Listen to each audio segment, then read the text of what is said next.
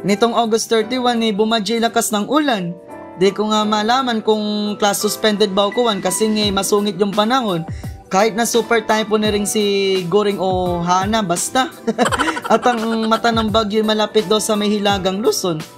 Syempre, apektado pa din kami mga taga Bulacan. While we're waiting pa din sa announcement, pumasok na lang ako kahit maulan. Sabi nga nila, waterproof po kami mga estudyante. Yung ibang nabasa ko sa Facebook, sabi nila, maaga daw magsipag-announce ng suspension ng klase. Kasi kesyo kawawa raw yung mga bata, ganyan, nakapasok na ng maaga.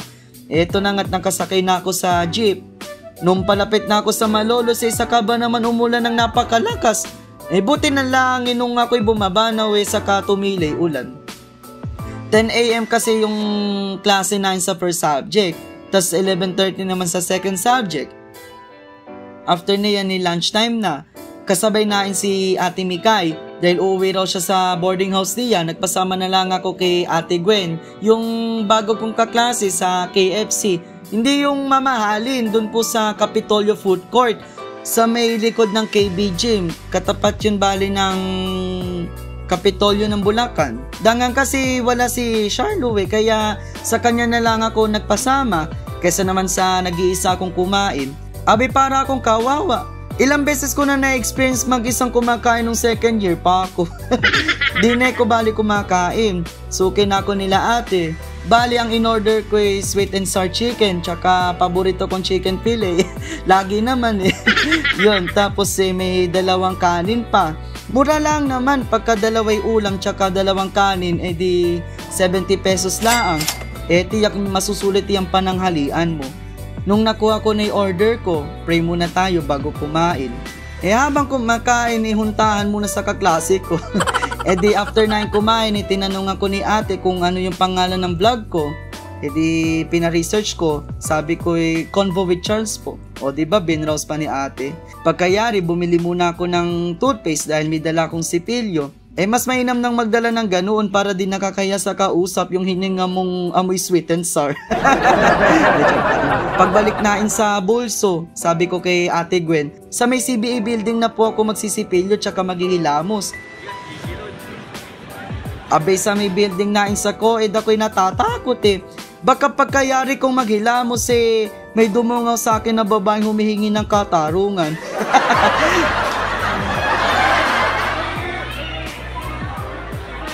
After niyan, pumunta kami sa rooftop para magpahangin, total namat maulan. Kakanta sana ako din sa open mic segment ng Samapil, nahiya ako, wag na laang. Rin angat nasa rooftop na kami. Naku, sarap ng hangin, malamig. Ayun, sa lumakas si buhos ng ulan, medyo naanggihan kami kaya't gumawi kami.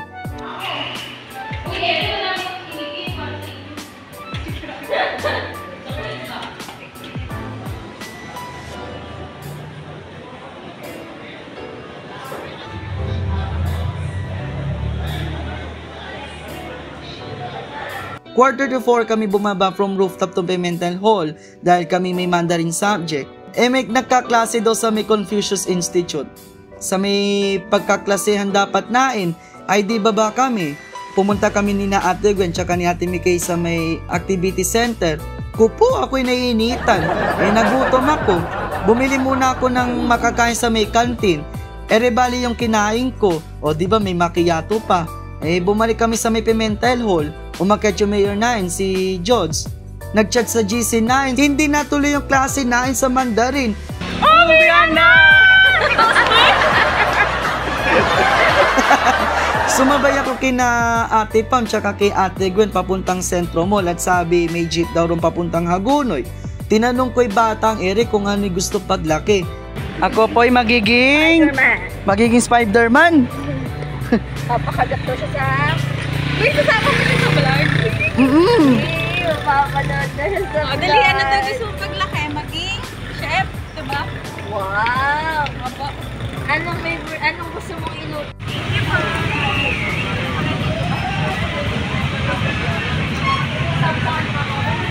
Bale, Erit, asa Centro Mall na kami. Pagpasok mo pa lang ng Centro Mall, nakabungad na kagad sa'yo yung mga Christmas lights.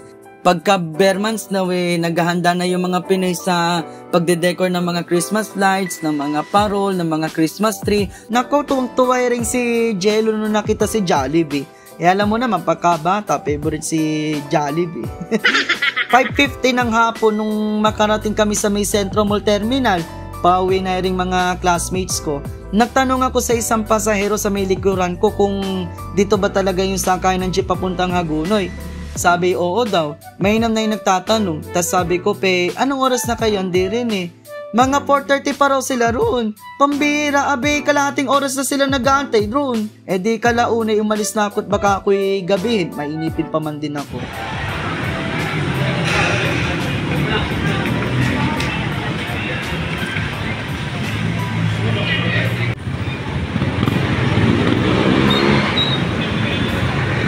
"5:39, nasa terminal na ako malapit sa may Pure Gold Junior.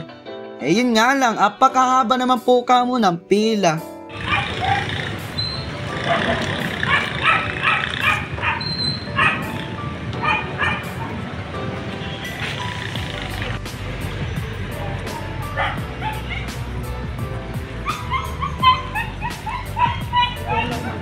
"5:57, bigla namang umulan ng malakas eh.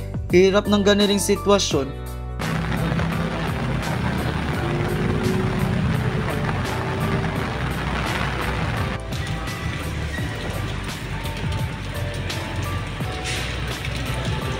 "6:30, nalapit na rin ako sa may sakayan.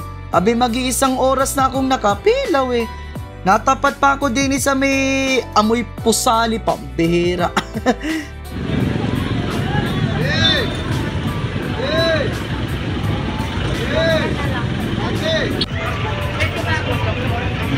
Mamaya na po na.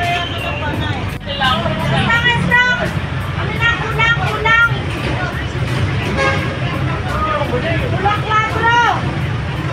6:43, salamat sa Diyos at ako'y nasakay na rin sa jeep.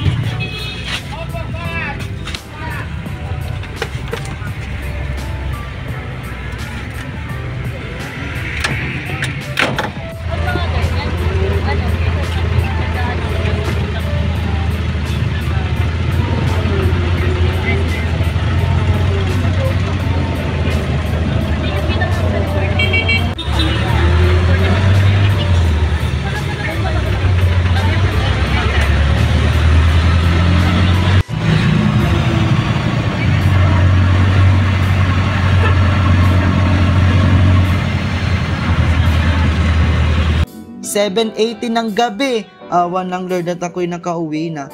Sinalubong pa ako ni Tucci.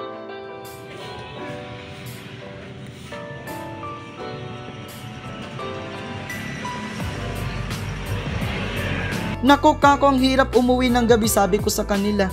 Pagkakuha naman masasanay rin naman ako. Hinarana pa ni Papa si Mama we. Diba sana all? I remember the day when you here with me. There's left me and tears we share for you. O siya, sige na nga't baka kayo pa'y may ginagawa. Naabala ko pa kayo. Salamat sa huntahan po natin. God bless you po and mag-iingat po kayo palagi.